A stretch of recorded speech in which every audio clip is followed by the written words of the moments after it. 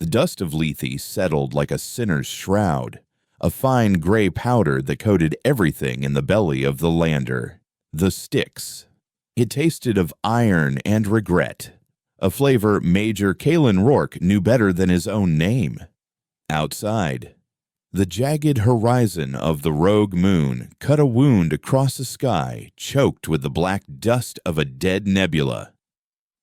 This was the Scour, the final dumping ground of a dozen forgotten wars, and here, in its deepest shadow, they had built their kennel.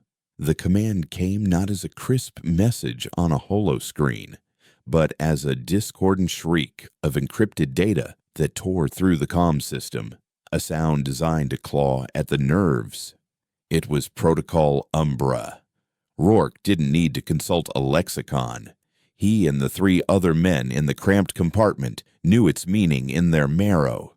It was the Directorate's final word, the one spoken when politics, strategy, and even conventional brutality had failed. It meant you were to become a ghost, and your target was to become a memory, wiped clean from the slate of history with no traces left but scorched earth and the silence of absolute extinction.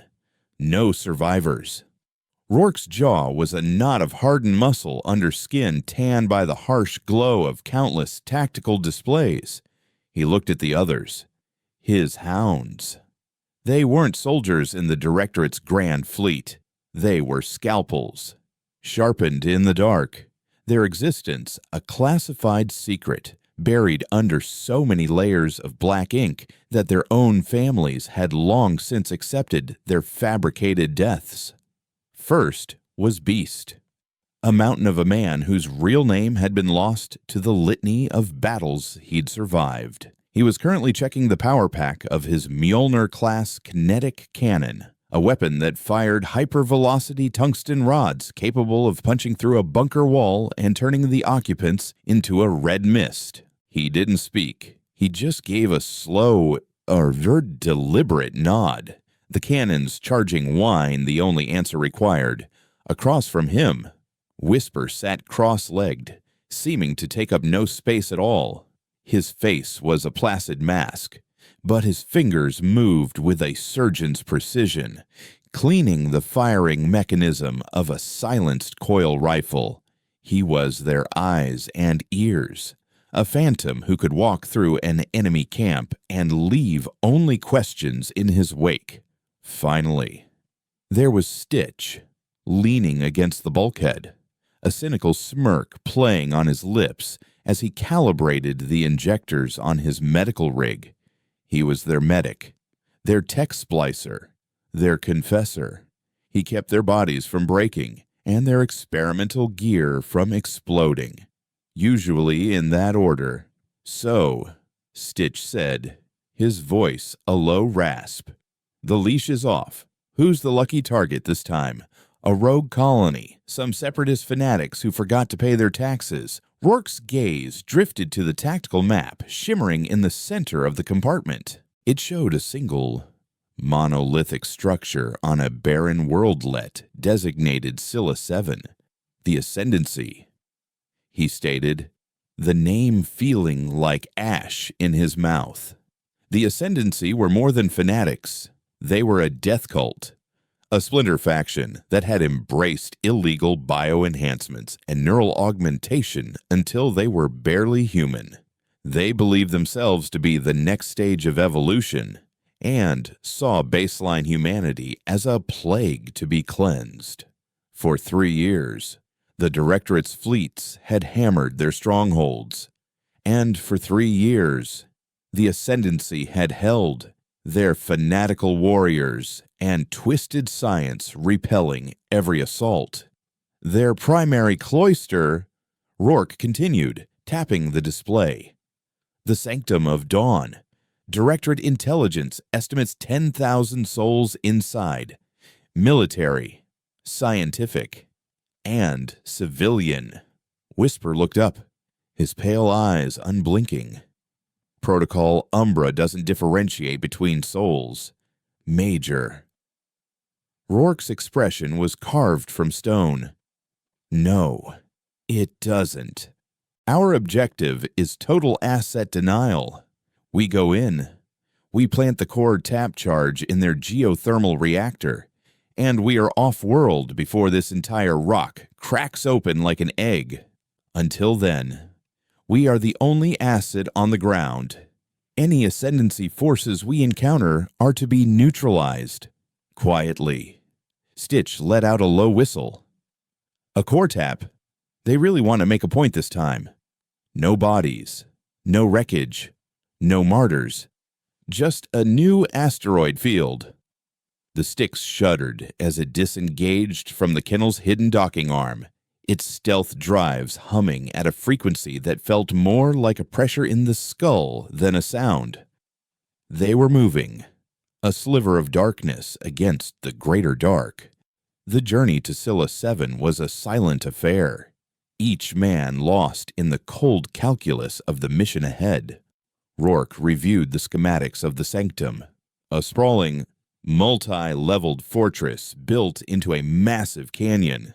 It was a fortress city, self-sufficient and shielded against orbital bombardment. A ground assault was suicide, which was why they weren't assaulting it. They were haunting it. Whisper was the first to move, his slim form sliding into the deployment chute. "I'll find you a quiet door," he breathed, and then he was gone, ejected into the void in a coffin-sized stealth pod aimed at the sanctum's upper spire. An hour later, his voice returned, a whisper in their eardrums. "Comm relay secured. Vents on the northern face show intermittent power cycles, minimal sentries. This is your door." The Styx didn't land. It bled into the canyon's shadow, hovering meters above the jagged rock. The ramp lowered, and the three remaining hounds stepped onto the surface of Scylla 7. The air was thin, tasting of ozone and sterility. The sanctum loomed above them, a monument of black metal and cold ambition, its architecture sharp and aggressive, like a weapon waiting to be fired. Following Whisper's guidance, they moved through the labyrinthine maintenance corridors beneath the fortress. The silence was absolute, broken only by the hum of machinery and the soft crunch of their boots on the grated floor. The Ascendancy were arrogant. They had built their fortress to repel armies from the sky, never imagining a threat could crawl up from the guts of the world itself. They found the first sentries near a primary power conduit. Two of them, clad in form-fitting white armor, their faces obscured by helmets that pulsed with faint blue light. They moved with an unnatural grace, their bio-enhanced reflexes making them faster than any normal human. But Beast was not normal. He rounded a corner, the Mjolnir cannon already shouldered.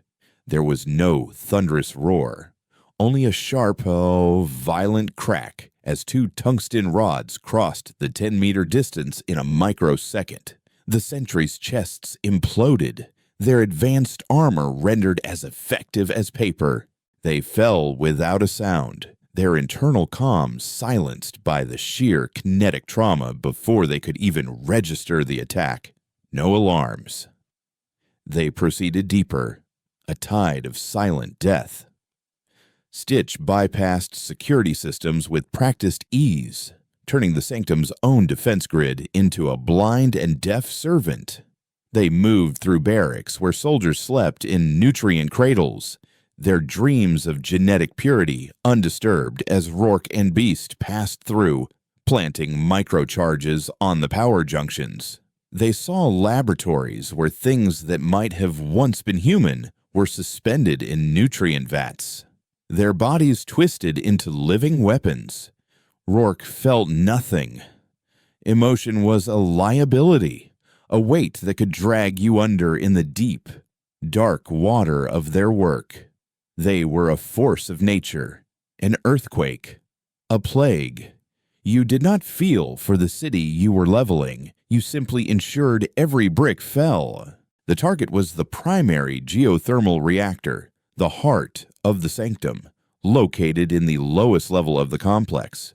The core tap charge was a two-man carry, a dense, ugly cylinder of refined exotic matter that, when detonated within a planetary core, would start an unstoppable chain reaction. It was a planet killer in a briefcase. As they neared the reactor chamber, the resistance stiffened. Patrols were more frequent, their movements more alert. An Ascendancy prefect, a hulking brute of a man augmented with subdermal plating and what looked like hydraulic pistons grafted to his limbs, discovered one of the fallen sentries.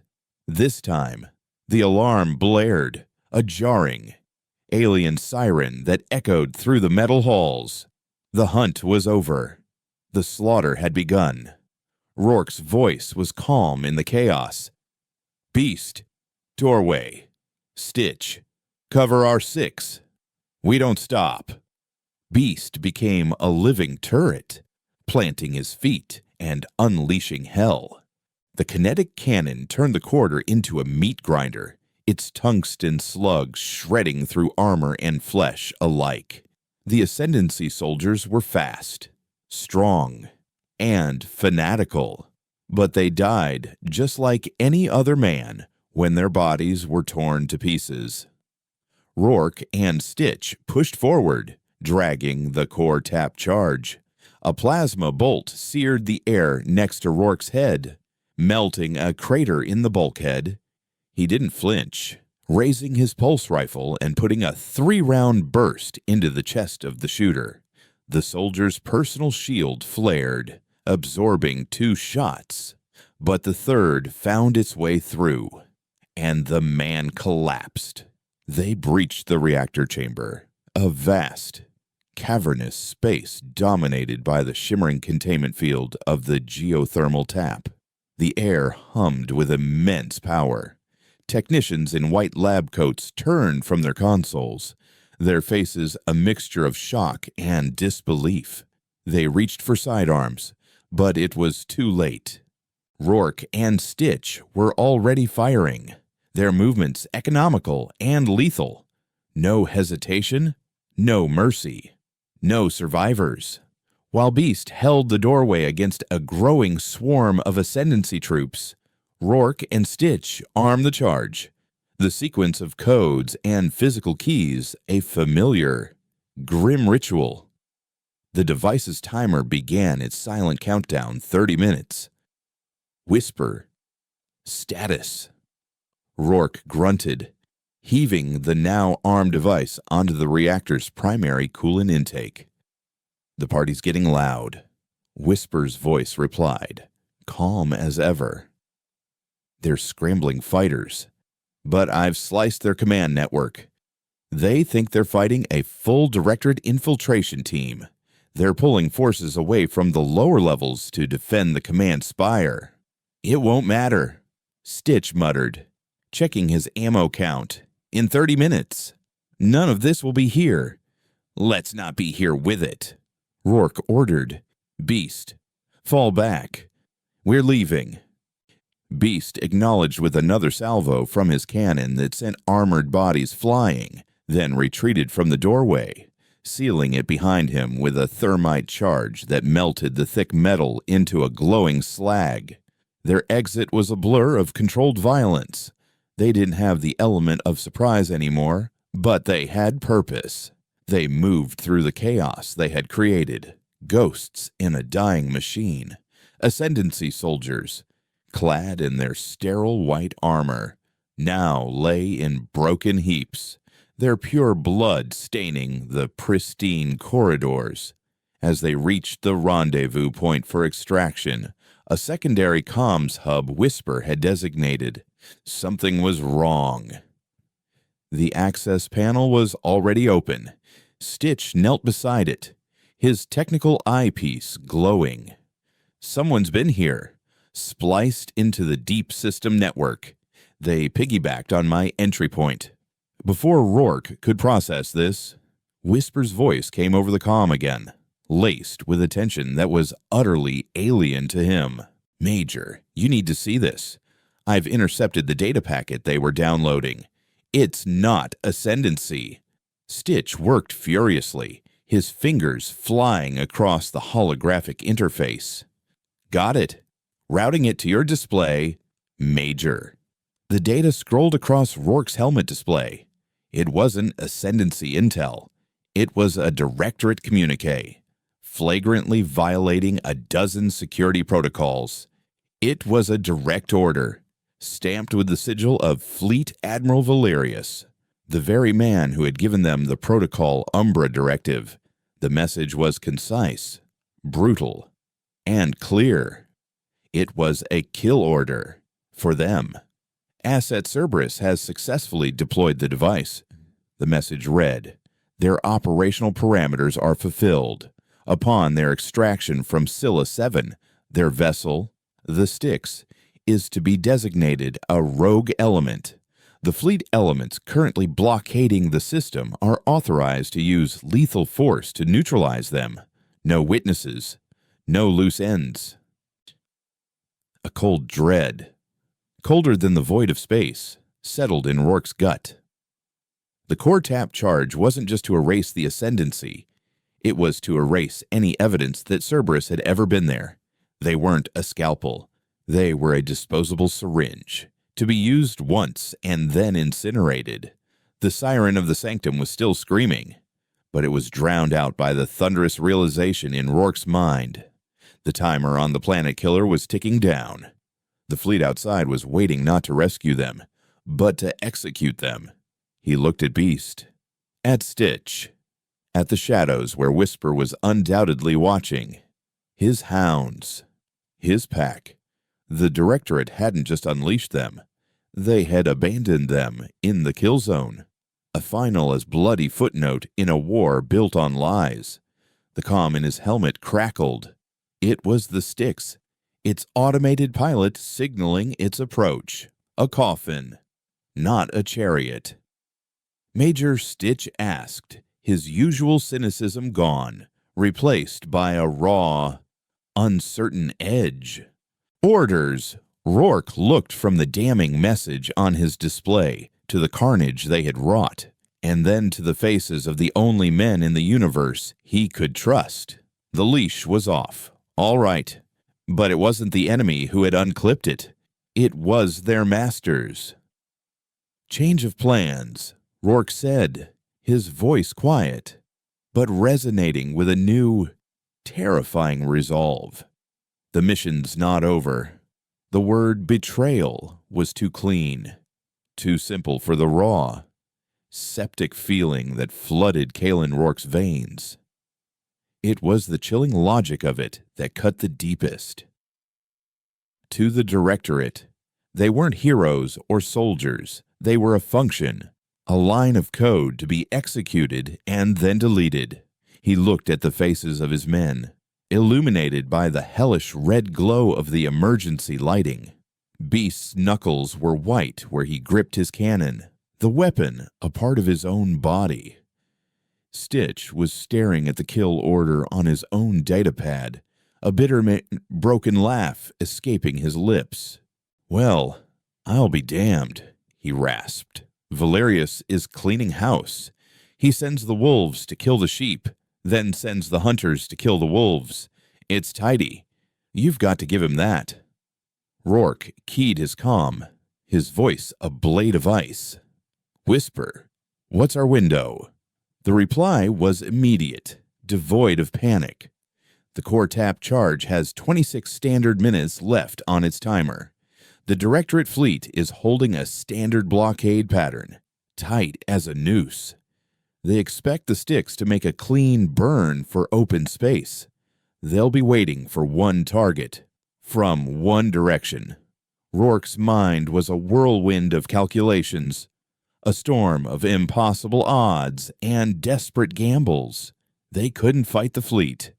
They couldn't outrun the planetary explosion in the slow-burning Styx. They were trapped in a collapsing box, with their executioners waiting on the outside, but the box had another door. New objective: Rourke broadcast to the team. "We're not taking the sticks. We're commandeering an ascendancy vessel. Whisper. I need a location. A hangar bay with a long-range, stealth-capable ship. Something fast. Something that won't scream Directorate Black Ops to the fleet's sensors." A moment of silence. Then, Hangar Bay Omega, Sub-Level 7. It's their executive hub. Houses their leadership's private transports. Schematics show a Seraphim-class courier, the Silent Requiem. Fast, top-of-the-line stealth suite, and minimal crew requirements. But it's on the far side of the sanctum. Major. And the entire hive is awake now. Stitch shook his head, a wild grin spreading across his face. Through a fortress of 10,000 fanatics to steal a ship, all while the moon we're standing on is about to blow. It's a hell of a retirement plan. Major, I'm in. Beast simply racked the charging handle of his cannon. The heavy thump-clack, a declaration of intent. Omega Bay it is. Rourke commanded. Stitch, you're on navigation and security override.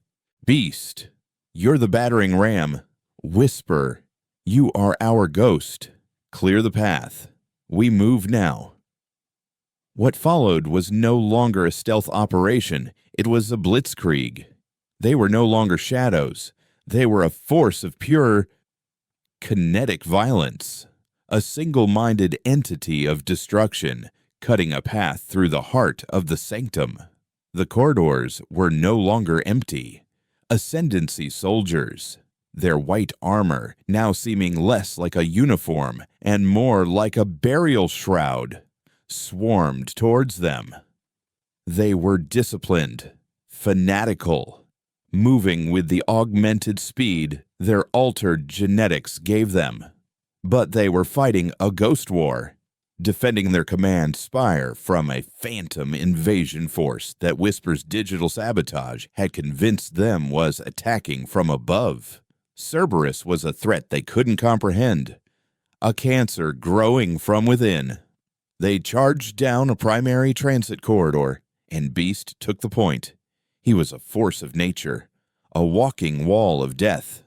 His Mjolnir cannon was no longer a surgical tool. It was an instrument of annihilation, each high-velocity slug turning a 5-meter section of the hallway into a red ruin.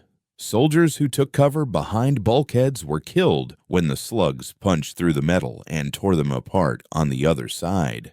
Rourke and Stitch moved in his wake, a deadly pair.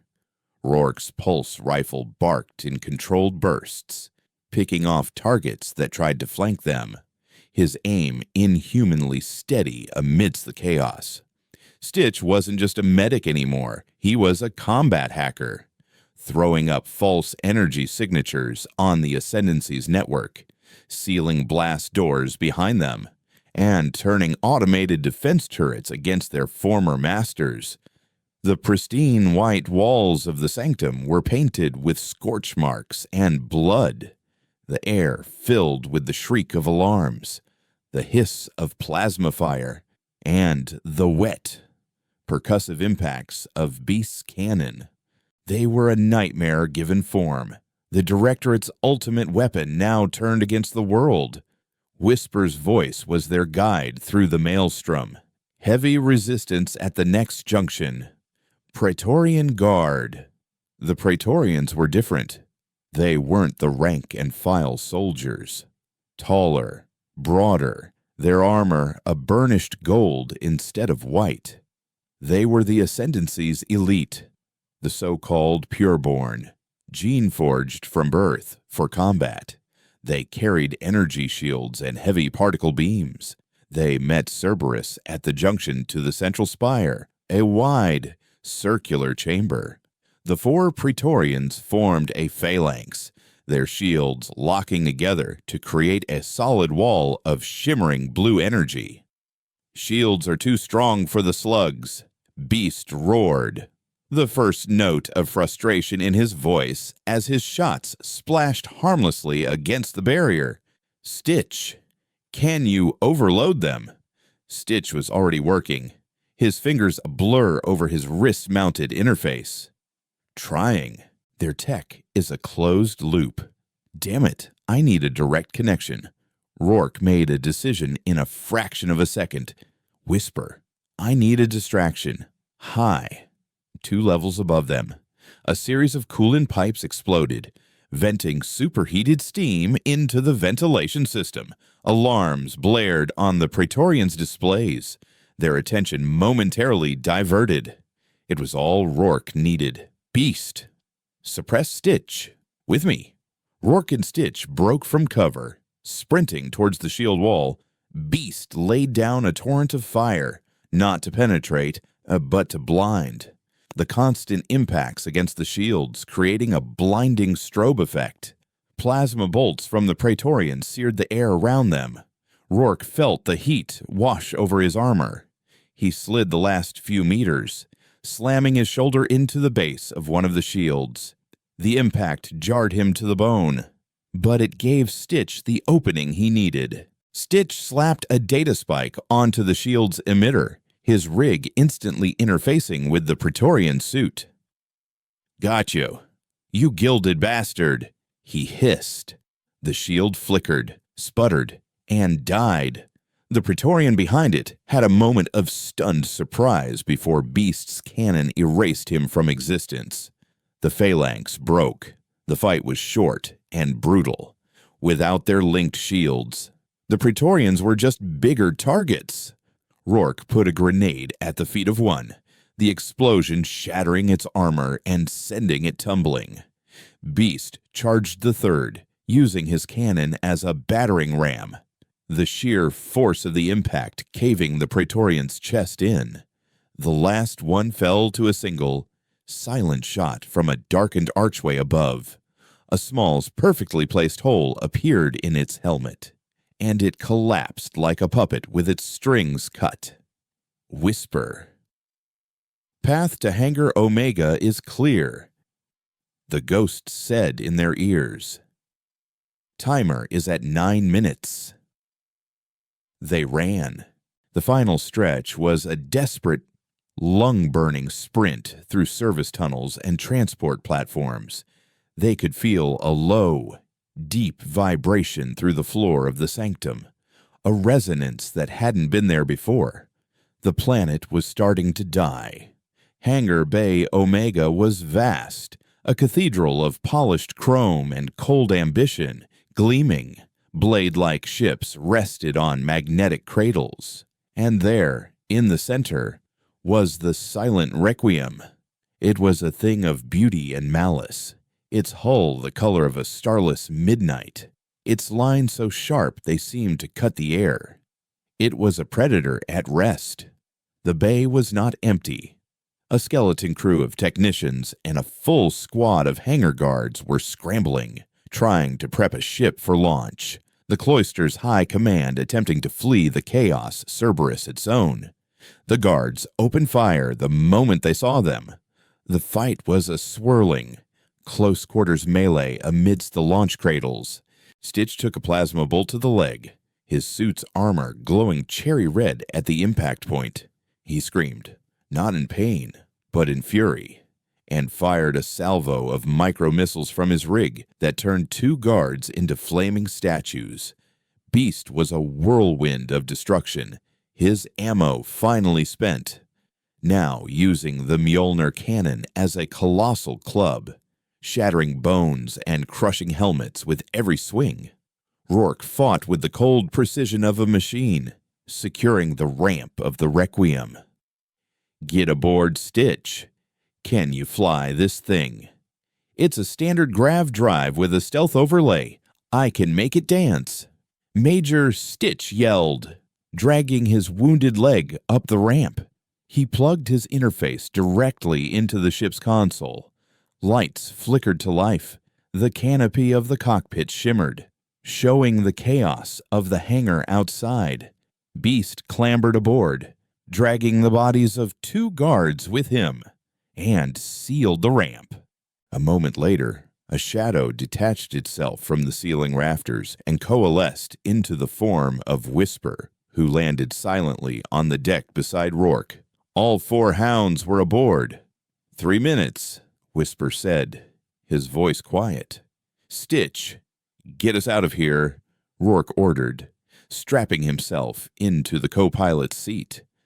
The Requiem's engines whined, a sound like a blade being drawn from a sheath.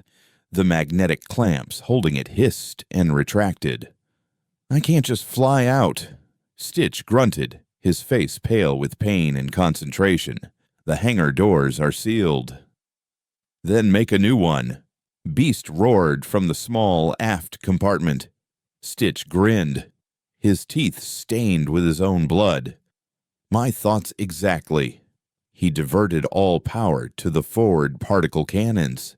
The ship surged forward, not lifting, but sliding across the polished floor like a javelin.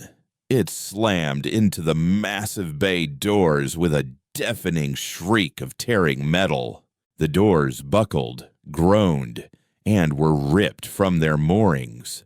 The silent Requiem burst out into the canyon, the thin atmosphere of Scylla 7 screaming past its hull. Stitch pulled the ship into a gut-wrenching vertical climb. Rourke looked at the timer on his display. 60 seconds. Below them, the sanctum of dawn was a spiderweb of panicked lights. But deeper, Rourke could see cracks forming in the canyon floor, glowing with angry orange light from the planet's mantle. The world was coming apart. The ship broke through the thin cloud cover and into the dead black of space. And there, waiting for them, was the Directorate fleet.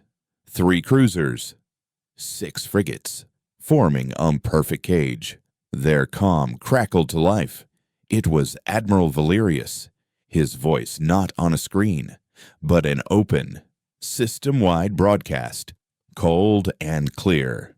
Rogue Vessel Styx, you are ordered to stand down and surrender. This is your only warning. A cruel smile touched Rourke's lips. Stitch, he said. They're expecting the Styx. Yes, sir, Stitch replied, his fingers flying. He purged the Ascendancy transponder and activated the stealth drive. The silent Requiem shimmered and vanished from sight. Then let's not disappoint them. 30 seconds. Whisper counted down. Rourke watched the Directorate ships, their weapons ports open, all aimed at the empty spot of sky where the Styx was programmed to appear. They were hunters, waiting for their quarry to step into the trap. At that exact moment, below them, Scylla 7 died. It didn't explode in a single, glorious fireball. It imploded, then shattered.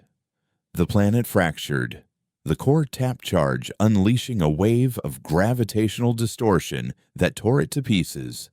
A silent, expanding wave of rock, plasma, and raw energy erupted outwards.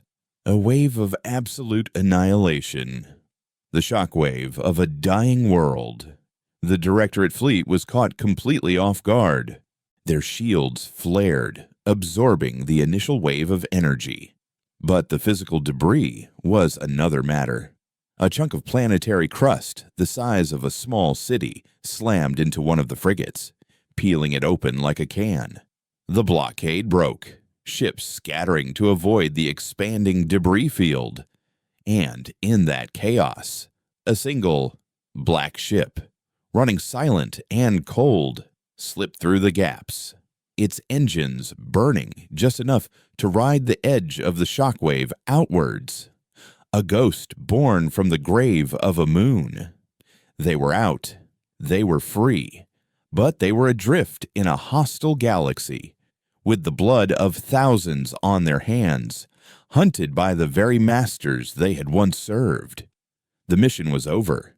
The war for their own survival had just begun.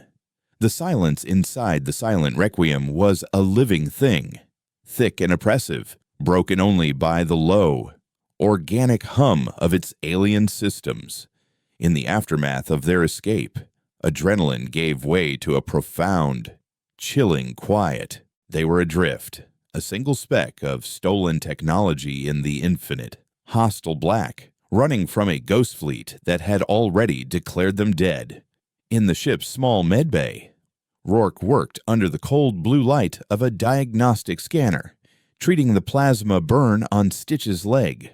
The wound was a testament to their flight, a puckered, angry crater of fused flesh and scorched armor plating. Stitch was awake, his face a pale mask of pain, but his eyes were sharp, analytical, even as Rourke applied a regenerative sealant. "You know," Stitch rasped, his voice tight. "The irony is that for years, we were the ones who made sure no one came home. Now we're the ones with no home to go to." Rourke didn't look up from his work. "We have the ship. We have each other. That's home enough." Beast stood guard at the doorway, a silent, unmovable mountain. He had done a full sweep of the vessel, his footsteps the only heavy, familiar sound in the alien vessel. He had found no tracking devices, no hidden booby traps, just the unsettling realization that the ship was as much a biological entity as it was a machine.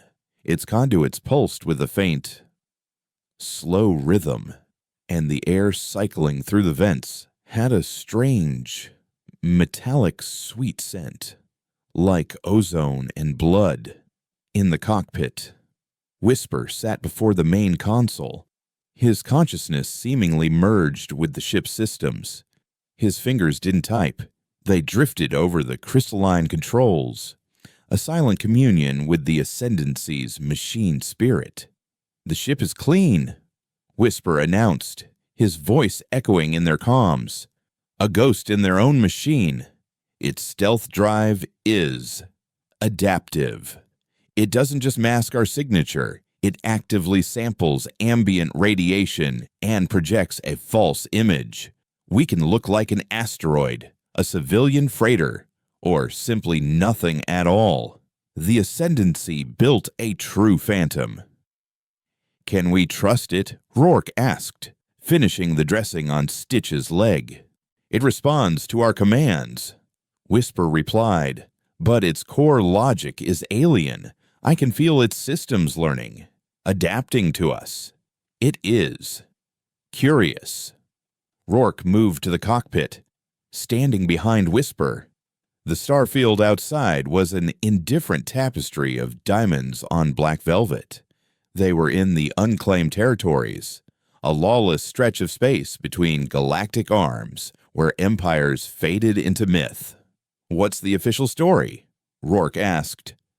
Whisper brought up a data stream, a collage of official Directorate news feeds, Major Kalen Rourke and his specialist unit, Cerberus, are being honored posthumously, he stated, his tone flat.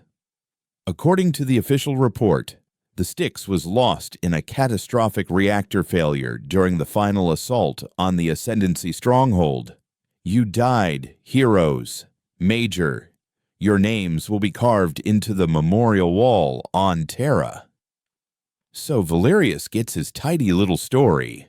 Stitch's voice crackled over the comm from the medbay. He buries his sins and his secrets, and pins medals on our coffins. Beautiful. It buys us time. Rourke countered. The galaxy thinks we're dead. The official hunt is over, but there will be an unofficial one. A shadow hunt, known only to Valerius and his inner circle. They won't stop until they have our bodies. Then we can't keep running. Beast's deep voice rumbled, the first time he'd spoken in hours. Running is a slow death. We need to hunt back. Rourke nodded, a grim understanding passing between them. To do that, we need supplies, intelligence, and a place to rearm. We need to understand why Valerius wanted us erased. The Ascendancy were a threat, but Protocol Umbra destroying the entire moon, it was overkill. It wasn't an execution, it was a scouring. He was sanitizing something. Whisper's fingers danced over the console, pulling up a star chart that glowed with a chaotic web of unauthorized trade routes and pirate signals. There is a place, he said, the Tangle. It's not a port, it's a scar, a hollowed-out asteroid cluster in the heart of the nebula known as the Widow's Veil. No laws, no allegiances. Everything is for sale, especially information. It's the perfect place to disappear, and the most dangerous place to be seen. Then, that's where we go, Rourke decided. Stitch, how soon can you be back at a console? I can crawl there now if I have to. Major. The journey to the Tangle took 3 weeks. A tense, silent passage through the forgotten corners of the galaxy. They pushed the silent requiem hard, learning its strange, intuitive systems on the fly. It was faster and more agile than any Directorate ship Rourke had ever commanded, a scalpel to their fleet's hammers. During the long days, a new routine formed. Stitch, limping but relentless, worked with Whisper to fully map the ship's capabilities, discovering hidden subsystems and weapon arrays the Ascendancy had never had a chance to use. Beast took over maintenance, his massive hands surprisingly gentle as he learned the rhythms of the ship's biomechanical heart. Rourke spent his time in the tactical center, poring over the fragmented data they'd pulled from the Sanctum, searching for a hint, a clue to the real reason for their mission, for their betrayal. He found nothing. The Ascendancy's records were a zealot's litany of genetic purity and holy war. Whatever Valerius was hiding, the Ascendancy had taken the secret to their graves. The Tangle appeared first as a distortion in space, a place where the light of the Widow's Veil Nebula seemed to bend and break. As they drew closer, it resolved into a chaotic mass of rock and metal, asteroids of all sizes lashed together by magnetic tethers, plasma conduits, and pressurized tunnels. Ships of every shape and size were docked like parasites on its pockmarked surface. It was a city built by scavengers and criminals, a testament to survival in the cracks of civilization. Activating signature mask, Whisper announced. As of now, we are the freighter Wandering Star, hauling scrap metal from the outer rim. Our heat signature is low. Our emissions are dirty, and our captain is in debt to the local crime syndicate. Sounds about right, Stitch quipped. Rourke brought the ship into a docking cradle in a dimly lit, forgotten corner of the cluster. The docking fees were paid in untraceable crypto credits they'd liberated from the Ascendancy's accounts. Beast, Stitch, you have the ship, Rourke ordered. No one gets on board. No one. Whisper, you're with me. We're going to find an information broker, someone who trades in Directorate secrets. The air inside the Tangle was a foul cocktail of recycled oxygen, spilled fuel, and unidentifiable alien cooking. The corridors were a maze of raw-cut rock and scavenged ship plating, lit by flickering neon signs and the glow of black market textiles. Aliens of a dozen species pushed past them, their faces hard and wary. Every shadow seemed to hold a threat. Every glance was a calculation of weakness. Whisper led them through the labyrinth to a bar called the Glitch, a place so dark and filled with signal-jamming tech that it felt like stepping into a void. Their contact was a woman known only as Echo. She was thin, her skin covered in a network of luminescent data tattoos that shifted and flowed, and her eyes were augmented with cybernetics that glowed a faint silver. She sat in a booth in the back, shielded by a personal sound dampener. "You're asking about Admiral Valerius," she said, her voice a synthesized whisper. It wasn't a question. That's a name that gets people's data ghosts wiped from the net. It's expensive. Rourke slid a credit chip across the table. "We have credits. We need to know what he was involved in before the Scylla 7 operation. Black projects. Unusual fleet movements. Anything." Echo's silver eyes stared at him for a long, unnerving moment. She plugged the chip into a port on her wrist, her tattoos flaring as she scanned it. "The credits are clean," she mused. "Too clean." She paused. "Valerius has been running a shadow project for years. Top-level clearance, funded through back channels so deep they might as well be on the other side of the galaxy.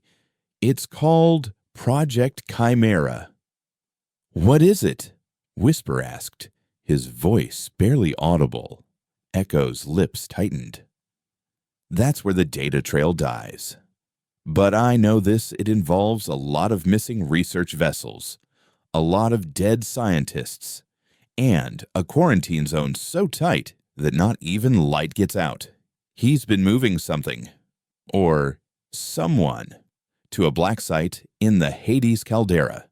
She slid a small data shard across the table. "That's all I have. A list of the missing ships and their last known vectors. Now get out of my bar. Your presence is bad for business." As they stood to leave, the sound dampener around the booth died. The raucous noise of the bar flooded in, and with it, a new sound, the sharp, unmistakable whine of charging plasma coils. 3 figures had blocked the exit, their faces hidden by the helmets of professional bounty hunters. One of them held up a hollow puck, displaying a flickering image of Rourke's face. Major Rourke, the lead hunter, growled, his voice a metallic rasp.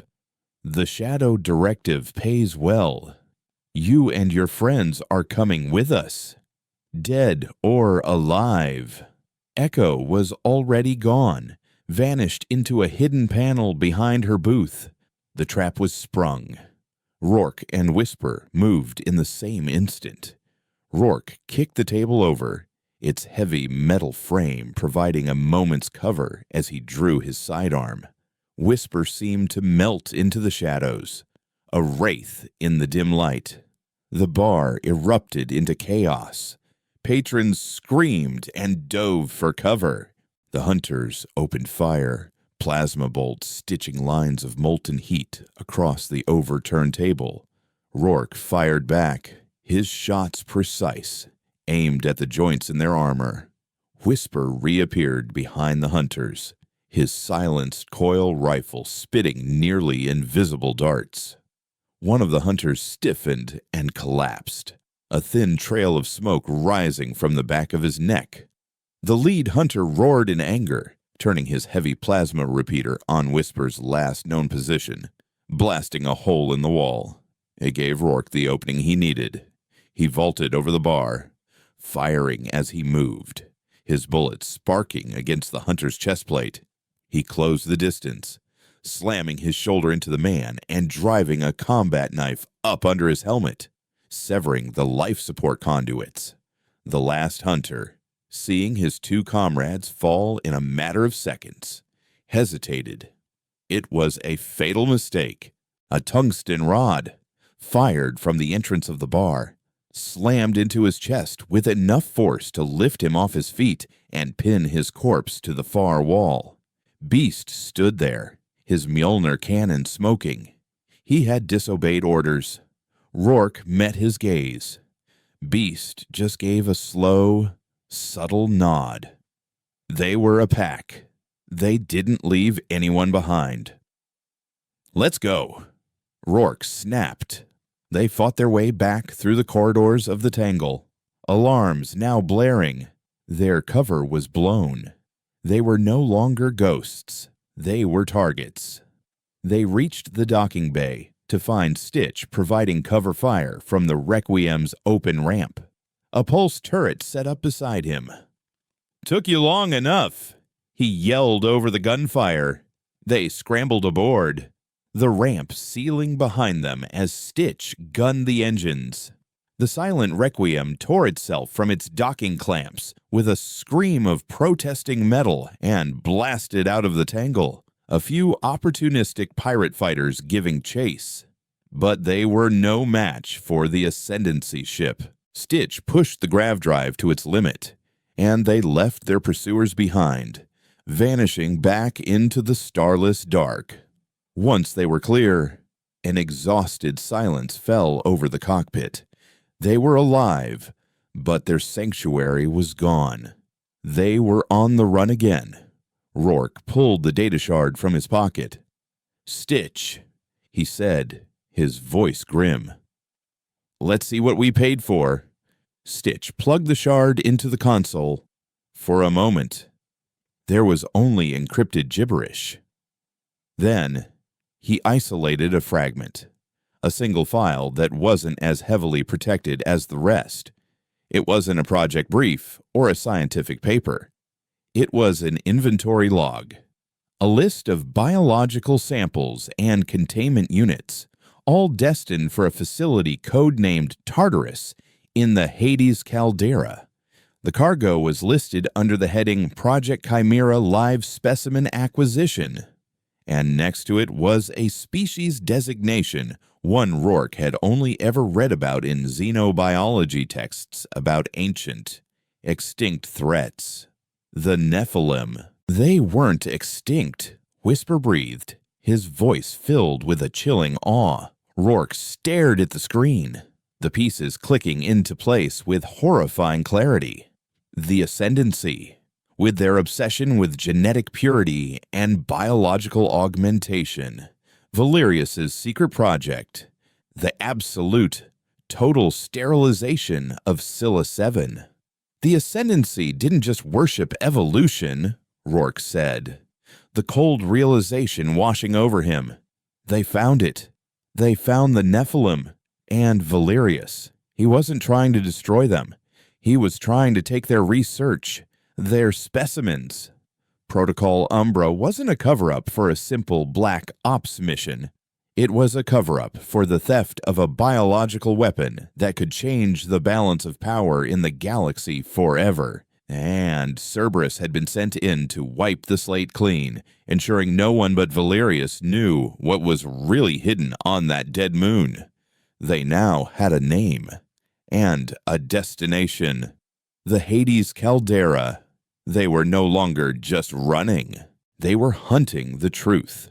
The Hades caldera was a place that existed only on the most classified of Directorate star charts, a dead system caught in the gravitational grip of a black hole.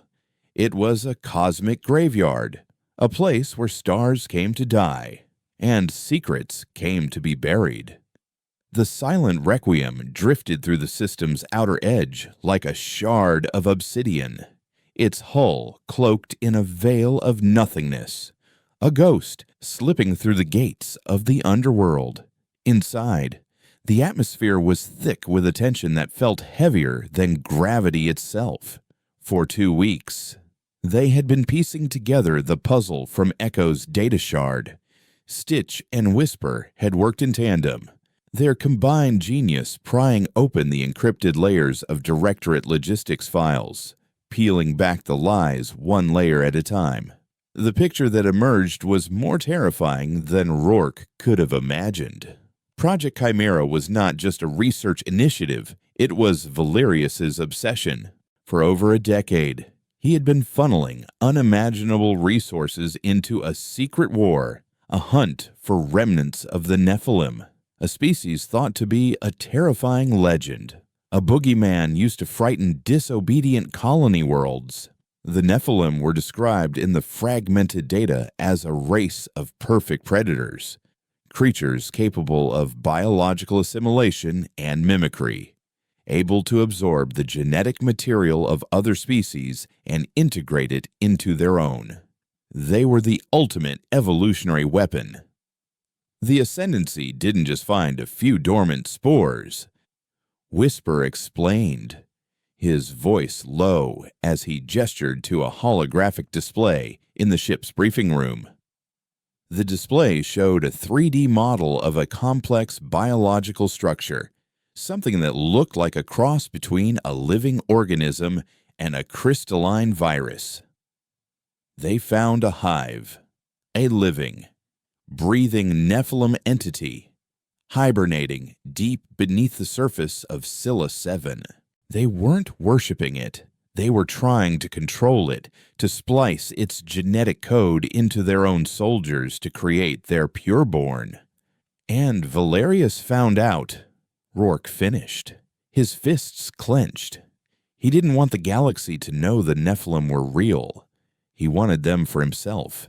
He sent us in not just to kill the Ascendancy, but to erase all evidence of the hive's existence, so his own teams could move in and claim the prize. The core tap charge wasn't to kill the fanatics. Stitch added, leaning heavily on a crutch, his leg still healing. It was to sterilize the site, to kill the hive itself before it could awaken. Valerius must have deemed it too dangerous to move. He just wanted the samples, the research, the things his teams had already extracted. Beast, who had been cleaning his cannon with a quiet, meditative focus, looked up. So he used us, sent us to kill monsters, so he could steal a bigger one.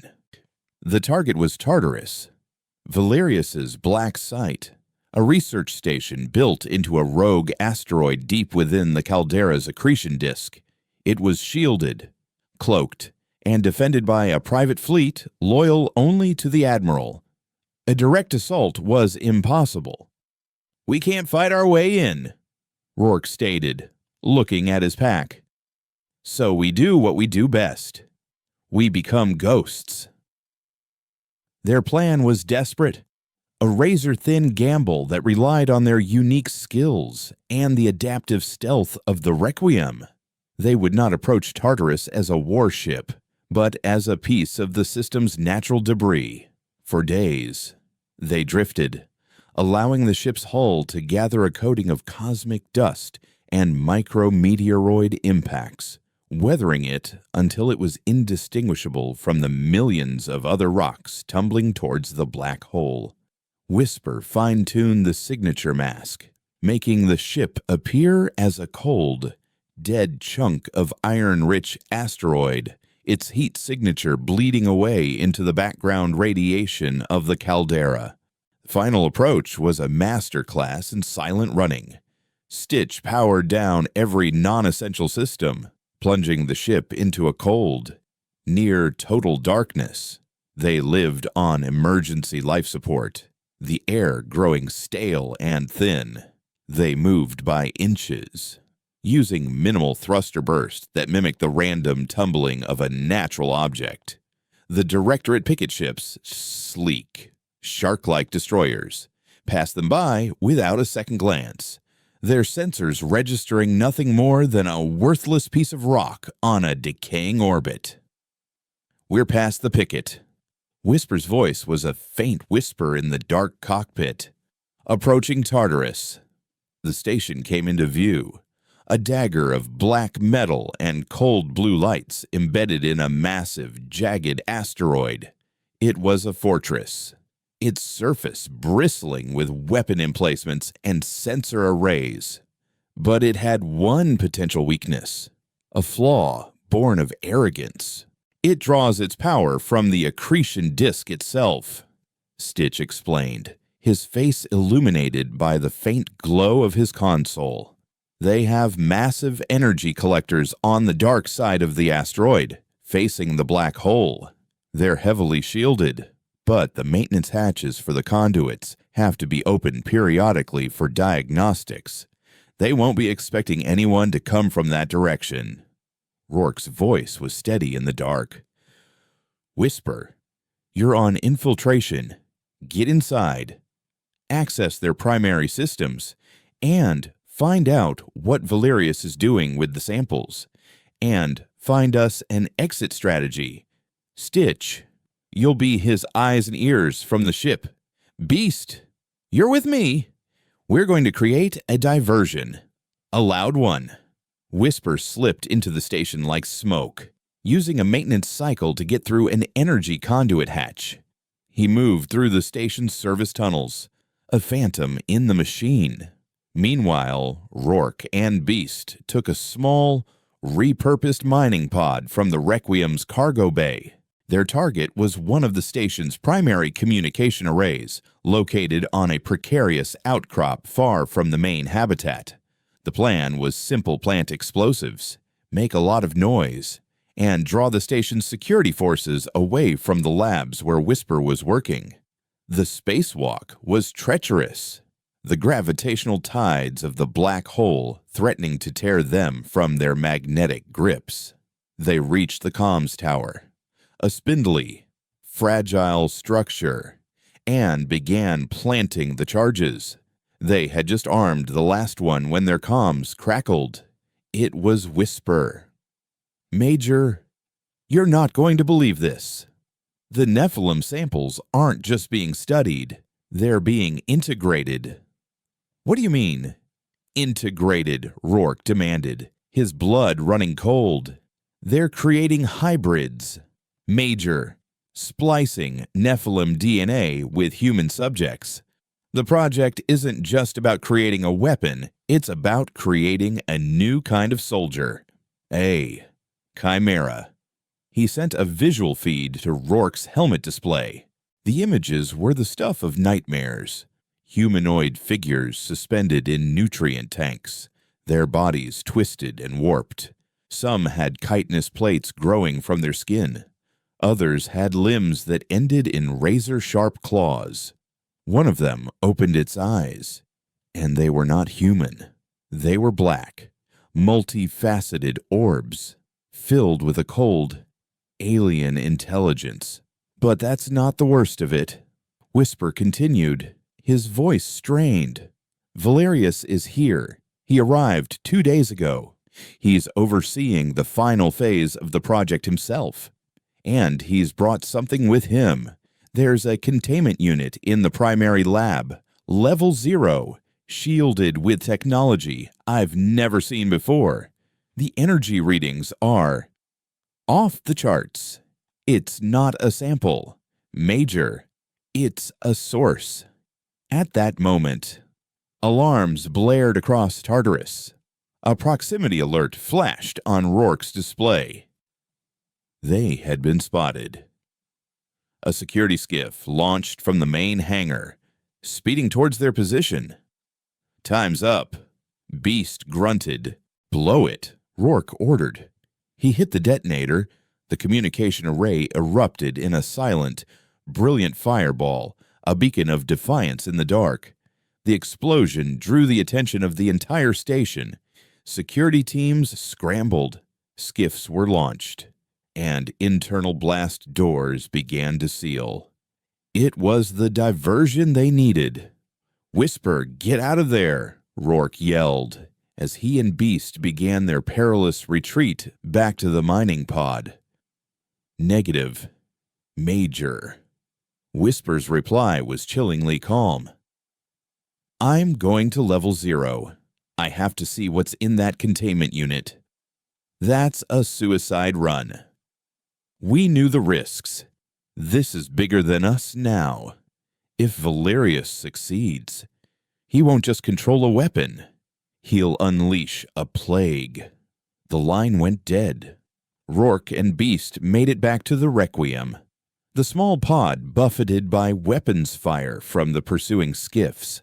Stitch brought the ship's systems back online, its particle cannon spitting defiance, shredding one of the skiffs and forcing the others to back off.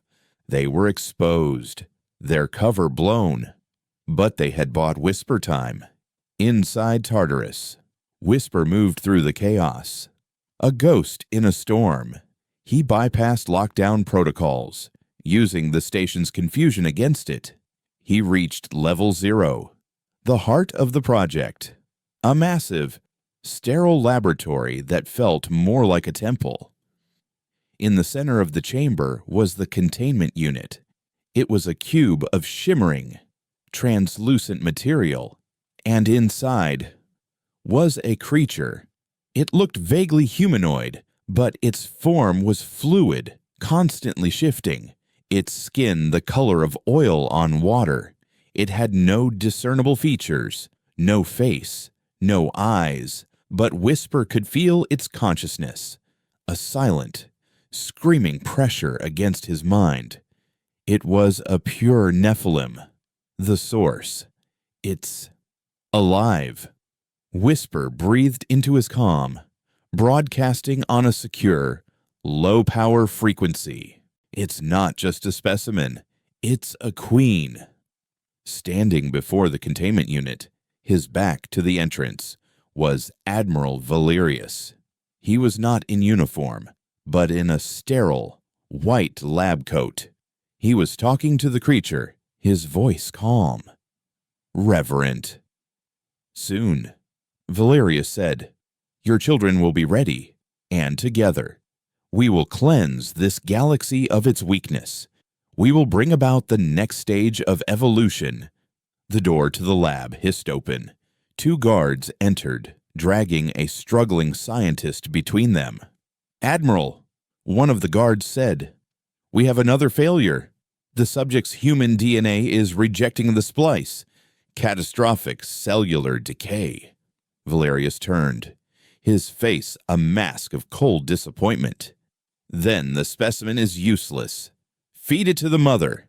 The guards dragged the screaming scientist towards the containment unit. A port opened in its side. As they forced the man towards it, the creature inside shifted. A long, black tendril lashing out with impossible speed. It wrapped around the scientist, who dissolved into a shower of light and energy, absorbed into the Nephilim's form. From the shadows of the observation deck above, Whisper recorded everything. He had the proof. He had the truth. But then, Valerius looked up, his eyes seeming to pierce the shadows, to stare directly at him. "A ghost in my house," Valerius said, a cold smile touching his lips. "Show yourself."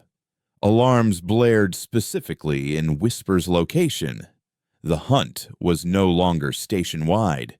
It was personal. "Rourke!" Whisper's voice was urgent. "I'm compromised. I'm sending you the data packet. Everything. The research. The video feed. The Queen. You have to get this out. You have to warn them. We're coming for you." Rourke roared. "No." Whisper's voice was firm. "My fight is here. Yours is out there. End this. Major. For all of us." The transmission cut out, replaced by the sound of gunfire and shattering glass. Rourke watched the data packet stream into the Requiem's computers, each byte of information a testament to Whisper's sacrifice. He looked at Stitch, whose face was a grim stone mask. He looked at Beast, whose hands were clenched so tight the metal of his gauntlets creaked. They had the truth, and the price for it had been one of their own. "He's not dead yet," Beast growled. Rourke's voice was raw with grief and rage. "Stitch, bring every weapon on this ship online. Full power to engines and shields. We are not leaving this system without him." He turned the ship around.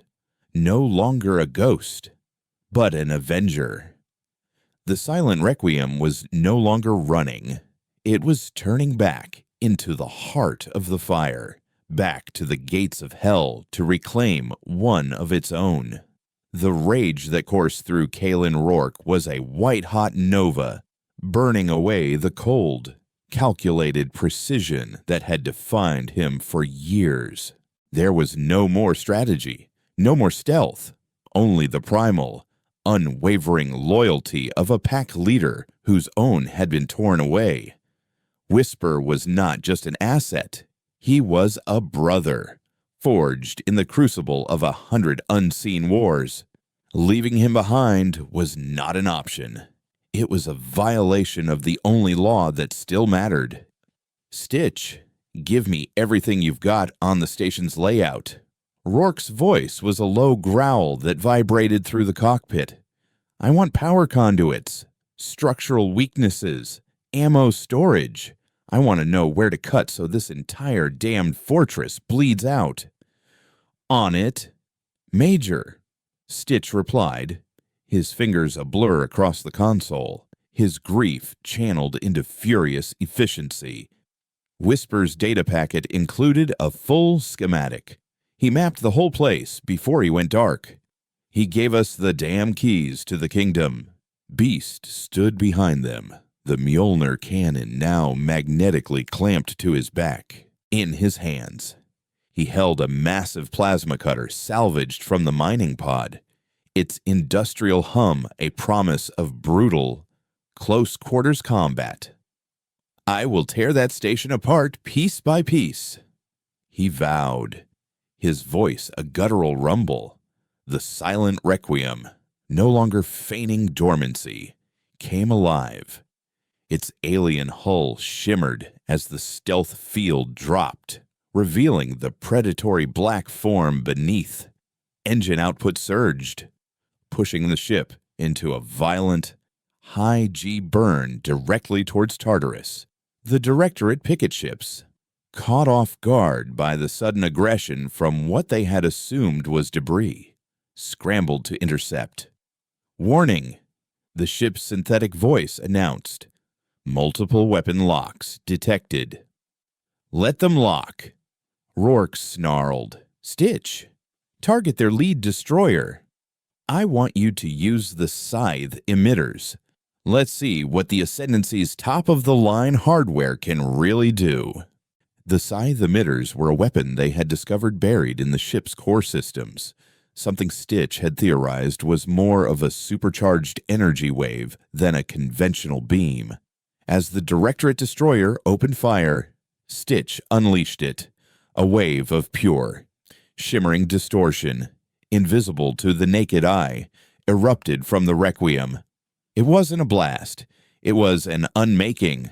The destroyer's forward shields simply ceased to exist. Their energy dissipated in a microsecond. The ship's prow, stripped of its protection, was instantly shredded by the hard vacuum and the ship's own velocity, the vessel tearing itself apart from the inside out. The remaining picket ships faltered, their commanders stunned by the display of unknown, overwhelming firepower. It was the opening Cerberus needed. The Requiem didn't try to outmaneuver the station's defenses. It flew straight into their teeth. Particle beams and mass driver rounds hammered against their shields, the ship shuddering with each impact. Alarms screamed through the cockpit. Shields at 40%, Stitch yelled, his knuckles white on the controls. We're not going to make it to the hangar. We're not going to the hangar, Rourke said, his eyes locked on the schematic. He pointed to a massive heat exchanger array located near the station's equator. We're making our own door. Beast, get ready. Rourke took manual control, pushing the ship into a controlled, suicidal dive. The silent Requiem slammed into the heat exchanger with a deafening, grinding shriek of protesting metal. The impact was catastrophic, throwing the men against their restraints. The ship's nose crumpled, but its reinforced frame held. They were inside the station, embedded in a tangle of ruined machinery and ruptured coolant pipes. The air was filled with venting steam and the stench of burning electronics. Now we hunt, Rourke said, unstrapping himself and grabbing a pulse rifle. The 3 remaining hounds of Cerberus moved out into the crippled section of Tartarus, a force of vengeful ghosts in a dying machine. The station was in chaos. Their crash had triggered a full-scale emergency, and Valerius's security forces were divided, trying to contain the breach while simultaneously hunting for Whisper. It was the perfect storm. They moved with the brutal efficiency of long practice, Beast in the lead, his plasma cutter shearing through sealed blast doors as if they were paper. Rourke and Stitch followed, covering the angles, their weapons spitting death at any guard foolish enough to stand in their way. They were no longer soldiers. They were an infection, spreading through the station's arteries. Meanwhile, in the pristine hell of Level 0, Whisper was fighting his own war. He was cornered in the observation deck above the main lab, using his agility and knowledge of the station systems to evade capture. He had sealed the doors, rerouted power, and turned the lab's own fire suppression system into a weapon, flooding corridors with blinding foam. But they were relentless, using cutting torches to breach his defenses. He was out of ammo for his coil rifle, armed now only with a combat knife and his wits.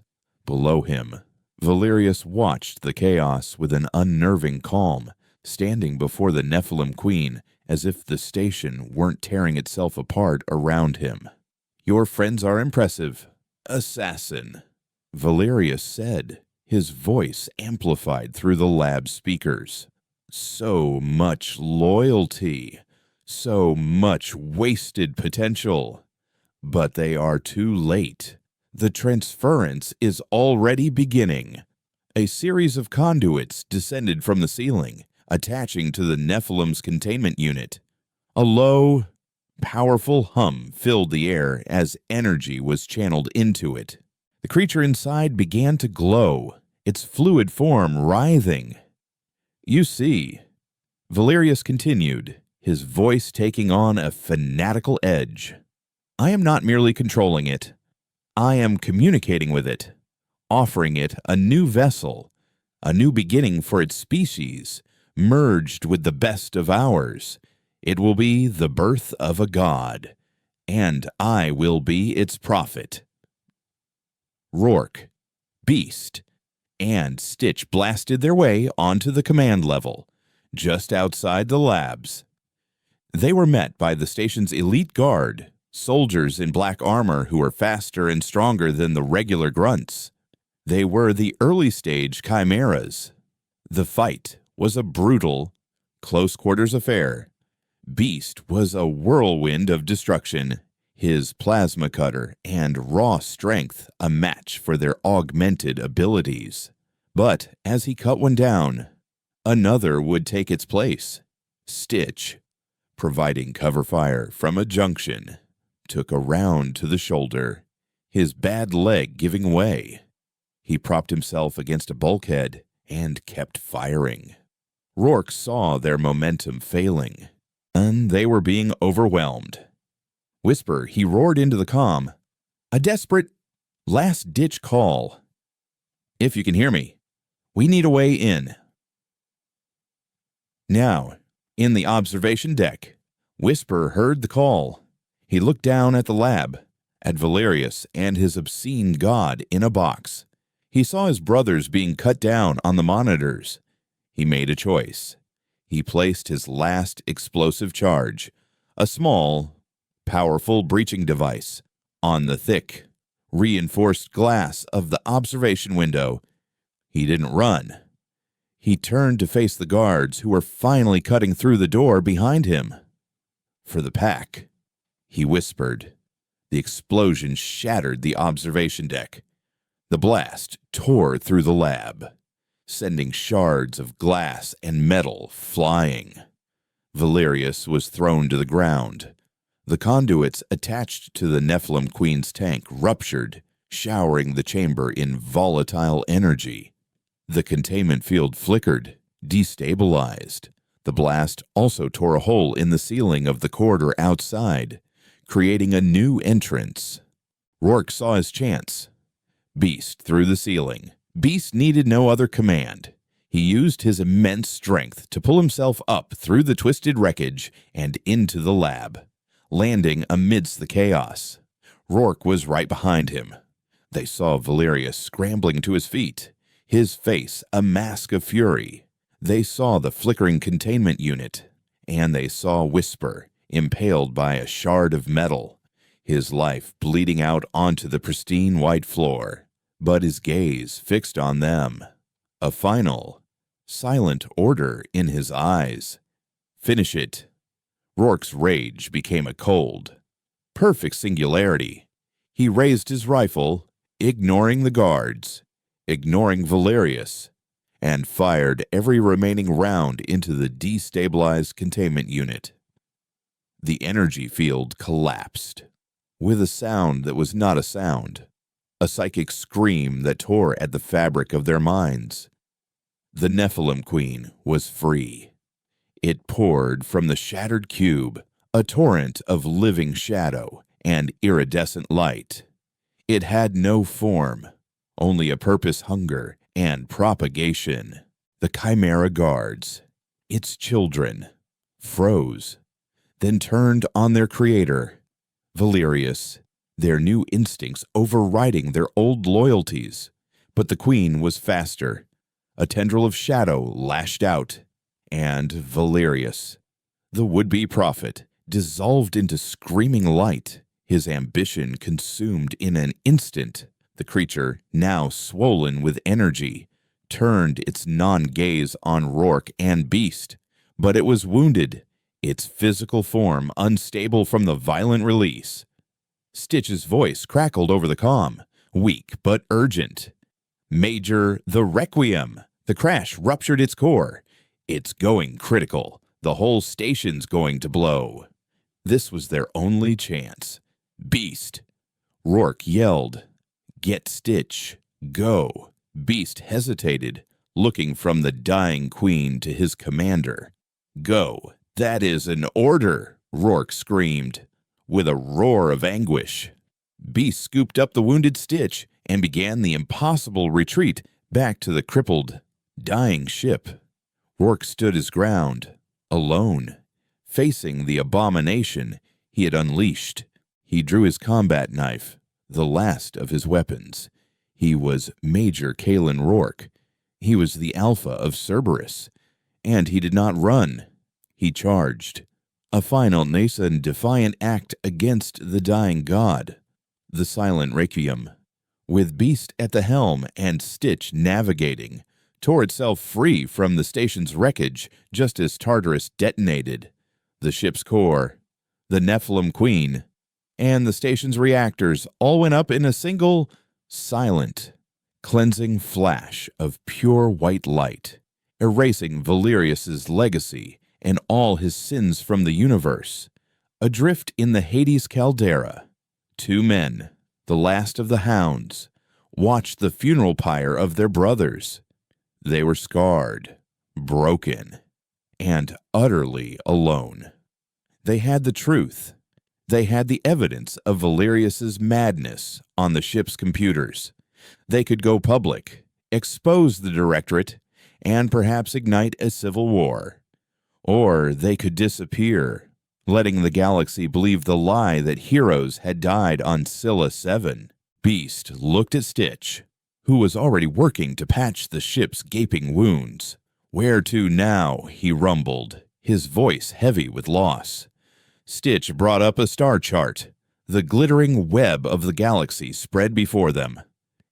"Anywhere we want," he said, a flicker of the old defiance in his eyes. "We're ghosts." Remember, they were no longer Cerberus, the Directorate's secret weapon. They were just two men in a stolen ship, haunted by the ghosts of the brothers they had lost. But they were free, and in the dark, silent corners of the galaxy, a new legend would be born, not of a black ops unit, but of a phantom ship, crewed by the dead, that hunted the powerful and corrupt, a ship that ensured that sometimes, even in the darkest of nights, monsters got what they deserved. The hunt was not over. It had just changed, and no enemy would live to tell the tale.